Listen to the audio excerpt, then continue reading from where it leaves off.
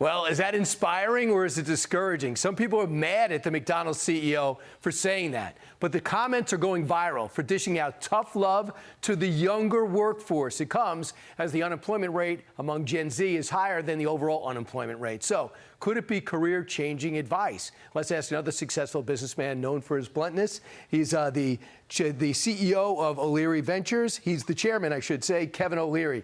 Kevin, do you agree with the McDonald's CEO? Is that good advice? Yes, very good advice because it's factual. That's exactly the way the world works. Basically, nobody cares. And I mean, it's hard love, it's cruel and everything else, but it should be very motivational to anybody that wants to think about their future, and particularly a third of any graduating class becomes entrepreneur.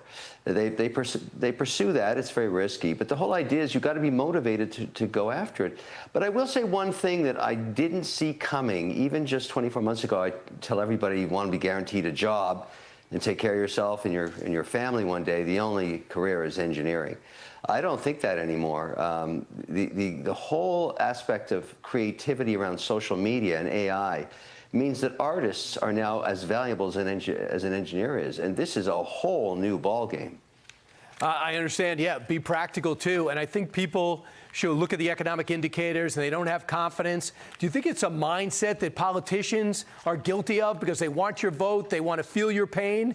They are building in excuses for people who aren't having success that they want? Well, there's some truth to that, because think about the plight of a politician. They have to be in nonstop fundraising mode 25 hours a day. I mean, that's just how it works. And so they want to get anybody. And there's a real case example of Bondami in New York City mayor. By the way, I just met him a couple of nights ago. Very charming guy. But what really struck me was how solid his social media team is and are, because they're basically social data scientists. That's what they are. And so he wanted telling everybody, look, you can't afford it. I'll take care of you. Follow me. Finally, don't worry about anything. Everything's going to be free. Of course, that's not going to happen, but it's a fantastic message, as you just detailed. You want to win, it's money for nothing, chicks for free. That's how it works. What do you think of the economy in 26? What's Kevin O'Leary's prediction? We know it's going to affect the election directly. Do you think we're queued up for something big? I do. I'm pretty optimistic. I think we'll work out the imbalances around the reciprocal tariffs, which have, caused some problems. I think that's all going to get fine-tuned before the midterms. And then the other thing, I think there will be some proposals that both sides can agree on healthcare, because they're going to have to get there. And all G7 countries are having the same debate, by the way. Healthcare is a big problem. But you also have the productivity enhancer over all 11 sectors of AI.